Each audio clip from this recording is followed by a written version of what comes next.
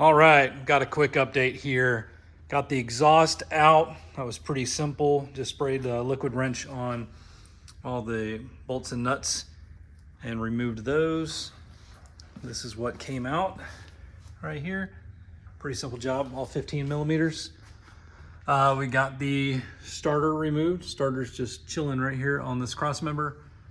Got 7 of the transmission bolts loosened, and then went to do the ones up top and realized that the previous owner did not put them back in after they did a clutch job. So that's pretty nice.